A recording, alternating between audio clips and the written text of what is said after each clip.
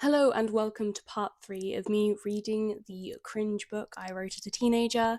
I think this is the first video I've actually filmed in the daytime. I was going to film in the lounge, but there's this really nice light.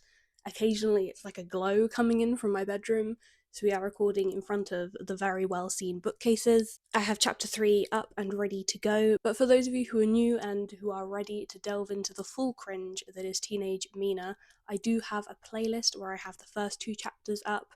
They were pretty insane. I don't know how insane this chapter's going to be. I'm sure there's going to be a lot of cringing though. As normal, the cringe counter will be on the screen. I do wonder what's going to be my most cringe chapter, and I feel like for a while it will be chapter 2. Oh my god, that was painful. For those of you who don't want to go back and can't be bothered, or for those of you who have forgotten what happened in the first 2 chapters, let me give a very, very brief summary. In chapter 1, it was Fela's birthday. She found out that her friend had been moving country. She got given 2 tickets to a Glastonbury rock festival with the assumption that her friend who was moving would go with her.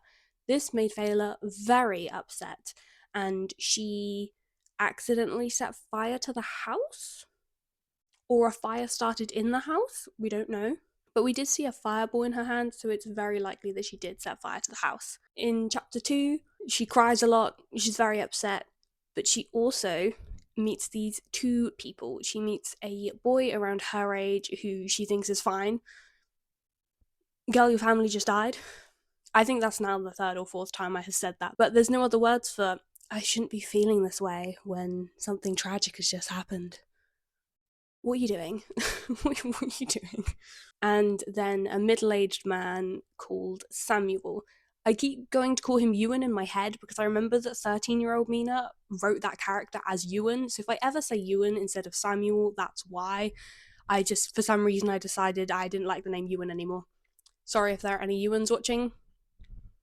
I don't have a problem with the name now. Max was the boy around her age, so Samuel and Max then took Fela to Lillicidian to see their queen. Now that I reflect on it, they didn't really tell her why they were taking her. She was just like, okay, guess I'll go. And then they teleport off. Let's see if chapter 3 has any answers. It took a few seconds for the purple to subside and another few seconds for the dizziness. Once I had deemed that I wouldn't fall over, I opened my eyes. To my left, Max stood clutching his head, probably trying to rid himself of the vertigo. To my right, Samuel had busied himself with the front door of a wooden hut. Sighing to myself, I realised that it would probably take a while before I would get any answers. I didn't even know who these people were, let alone what abilities I had.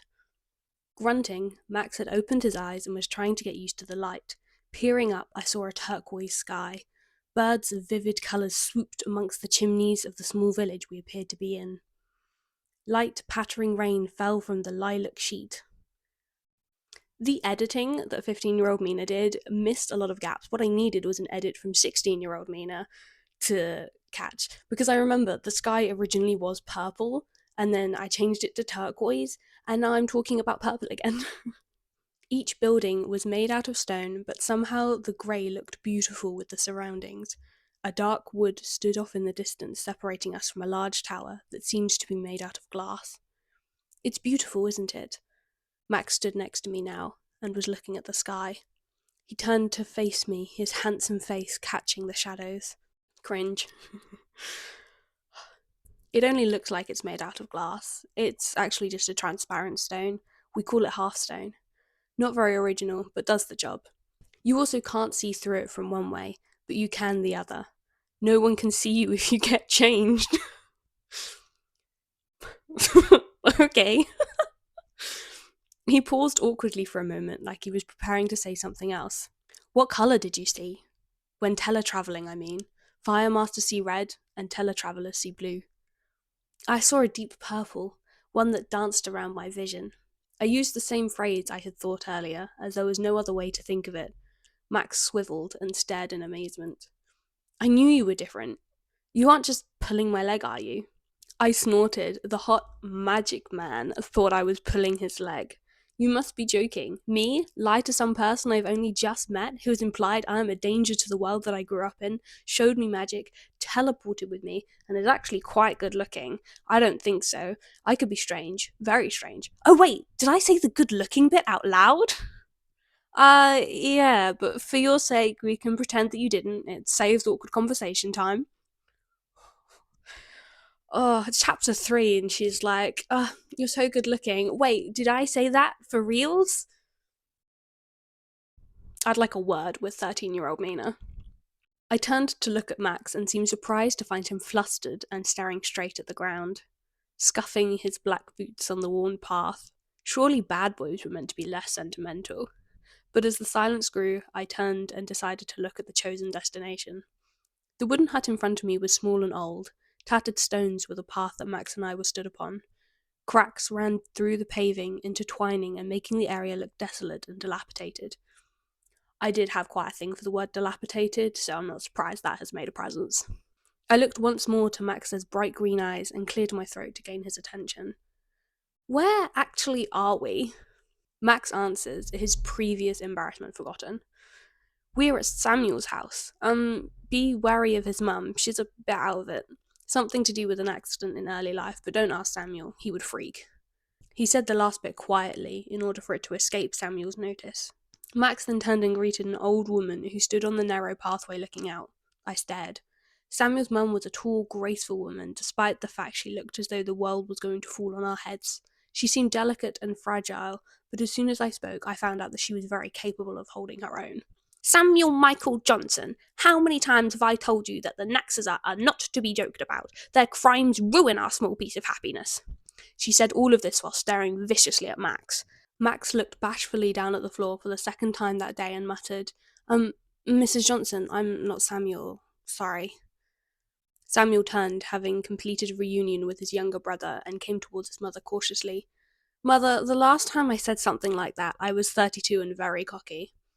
Mum, you remember, don't you? My 32nd birthday? Last week? I'd like to pause here to remind everyone of what 13-year-old Mina said last chapter. She said that Samuel was a middle-aged man. 32, I think, is pretty young to to be calling someone a middle-aged man. But I guess when you're 13, 32 does seem ancient to you. So I'd like to apologise for all of the 32-year-olds because I'm less than a decade away from that now. And I don't think that's enough to be middle-aged. I do wonder what the Google definition of middle-aged is. I might check that now because I am curious. Apparently surveys have it from around 45 to 60 years old. So I'm so sorry, 32-year-olds, you are not middle-aged. 13-year-old Mina apologises profusely unto thee. Mrs. Johnson looked confused, shocked, but then resigned, as if she realised that with every passing day she was forgetting more and more. After slowly shaking her head dejectedly, she slowly turned to face me. So, who are you? Ah, you must be Fela. I coloured and looked up at her eyes as wide as they could go without popping out of their sockets. To my left, I heard Max snort. As if breaking free of a trance, I gulped and then turned round to glare at Max, who recoiled in fake shock at the I'm going to kill you look that I gave him. Then I turned fully to Samuel's mother. How did you know my name? I have only been here for a matter of minutes. It was at this point that Samuel stepped in and told me that he couldn't actually explain to me anything about the dimension we were in, or the fact that they all knew about me before I was even born. Unfortunately for them, the whole before I was born bit failed to escape my attention. Before I was born? By this time, Max was laughing hysterically, and before I had even thought about it, he was in front of me with his arm twisted behind his back, but not as far as I had done before, as I didn't actually want to harm him again. Still laughing? I whispered into his ear. Max pretend whimpered, and I dropped him.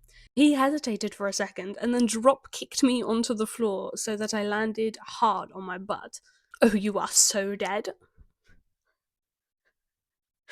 As soon as I had uttered those words, Max was off, racing as fast as possible to get away from me, my previous concerns forgotten as I tried to catch him.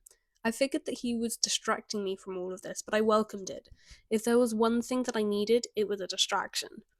Samuel, his brother, and mother were watching us amused. We ran around for a few more minutes, then dramatically, I collapsed to the ground.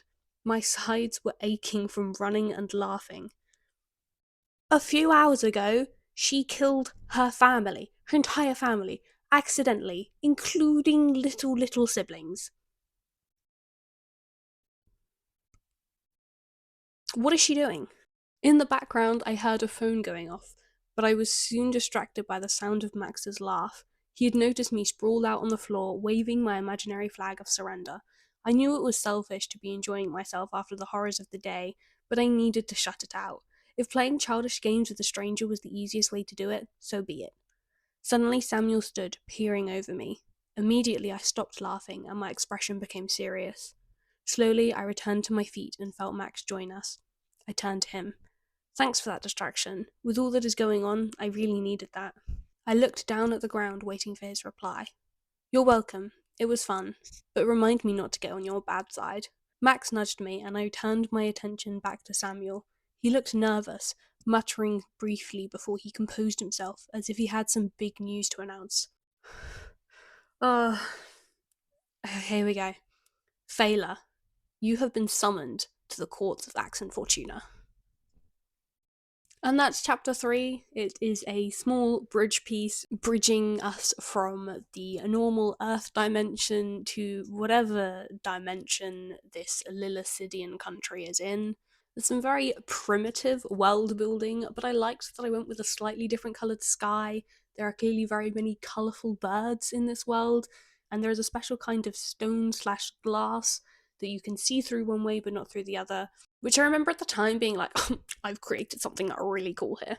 It's kind of made out of a stonish sort of material. But don't worry, no one can see you get changed. Ah, dear. I still think the first 2 chapters are my favourite. They were about 1,000,000,000 times more dramatic and more cringe, so if you kind of enjoyed this one but you want something a little bit more extra, I would go check out those videos. They were kind of crazy. And then in the next one, we will find out what the courts of Ax and Fortuna are, and probably what they look like. I'm curious to see what world building I decided was enough as a 13-year-old. So I will see you in the next one. Thank you for watching.